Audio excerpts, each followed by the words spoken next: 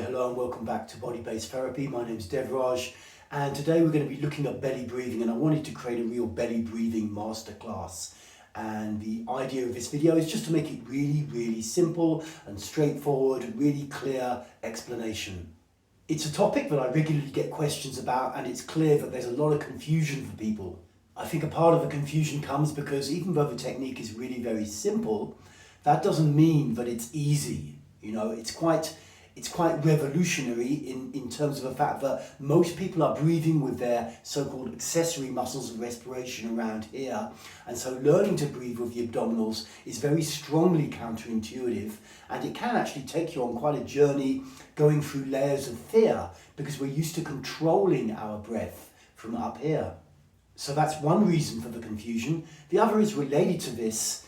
I think something very simple but radical, people's minds tend to make it confusing. So I get hit by a lot of emails and messages on Telegram, and it's a constant topic on my Telegram support group, you know, how to actually do it. And people can create an incredible level of complexity about something that's remarkably simple. So the idea of this video is just to make it really simple. So I'm going to move my camera a little bit, get down on the mat and really just talk us through it. So the first thing for me to mention is that I'm going to be demonstrating what is, in the field of body-based therapy or Reichian therapy, is technically called Reichian belly-only breathing. And that is actually the same as really what you would call in a wider field just belly breathing or abdominal breathing. In Reichian breathing, the standard technique actually is belly and intercostal or chest, belly and chest breathing. But this is going to be belly-only breathing. Hopefully that isn't too confusing.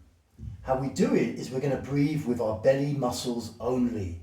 They're the only muscles that we're going to use to create inhales and exhales. This is the core understanding. So you don't have to do anything with your chest, you don't have to do anything with your throat or mouth or nose area at all. It's all going to be done just from here with your abdominals, ideally including your lower abdominals. You'll notice that I'm lying back in what's called the Reichian working position, which is a great position to practice in, but it's not essential. You could just be lying flat out like you're just on your bed. But if you want to do it in this position, then you have the soles of your feet flat on the mat, your knees up, and your heels a comfortable distance from your ass, and also your feet should be about hip width apart. Your arms can be relaxed by your side, and you can look up with eyes open or closed. But the bottom of your head should be on the mat and not with a cushion unless you have some kind of really severe neck issues. Now, although we're not really focusing attention on this area around here, I can have my mouth slightly open or closed. It doesn't really matter. Just if my nostrils were completely blocked, like I've got a cold or something like that, then I'd have to have my mouth slightly open. But it actually doesn't really matter whether air is coming in through your nose or your mouth. You know, this is an area where there's a lot of misunderstanding because people are watching videos or descriptions about all sorts of different breathing techniques where nose or mouth breathing is important. As hopefully will become clear, it doesn't really matter here because this area is completely passive. So we just try to relax. If I put my head back, I just try to relax my throat. I can close my eyes. If my mouth is slightly closed or slightly open, it really doesn't matter, because the idea is that this whole area of the body is going to be completely passive, simply relaxed. My chest is not going to do anything either. And then what I'm going to do is try to breathe using my abdominals, because when you balloon your abdominals out, your lungs are drawn down. And if this whole area here is relaxed, then air will naturally flow in completely soundlessly. And then having taken an in-breath in this manner, if I then relax and slightly contract my abdominals, then the lungs come back up and the air is pushed out again. So the concept is I'm just using my abdominals to breathe with. Let's take a look.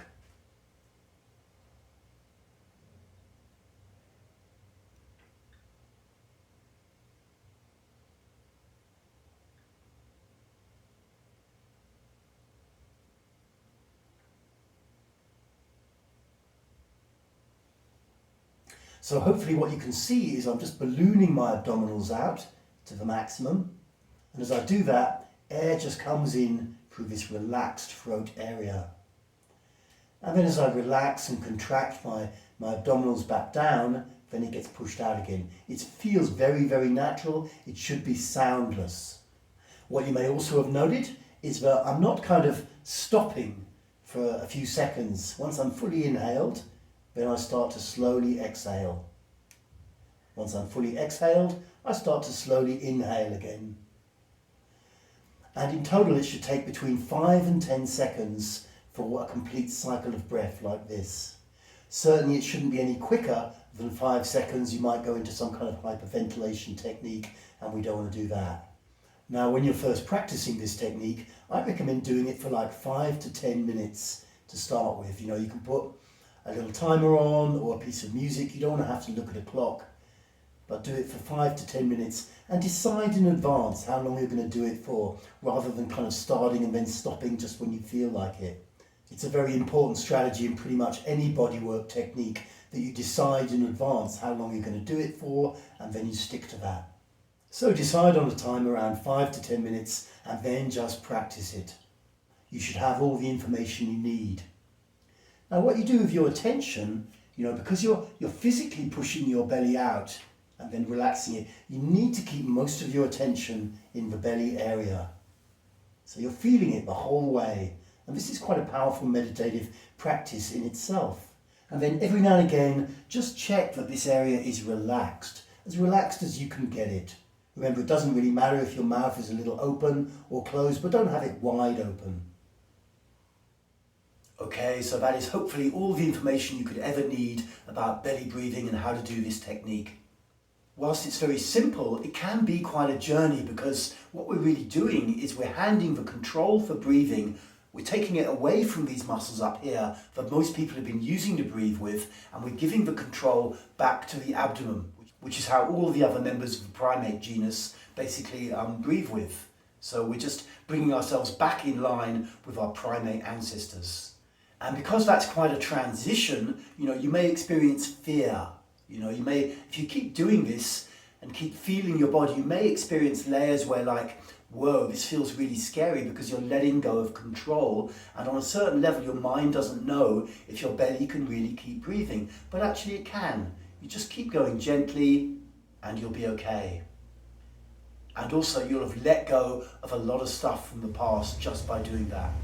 Whilst therapy can be very kind of complex and confusing and involve lots of different concepts, actually it can be remarkably simple as well. And there are plenty of therapists out there who believe, like myself, if you can simply learn belly breathing when relaxed, you won't have to necessarily do a lot of other therapy. Okay, great. Thanks for checking out this video. Feel free to check out my website, where there are online courses and I offer one-to-one sessions. Thanks so much for tuning in. And remember, keep belly breathing. We can do it.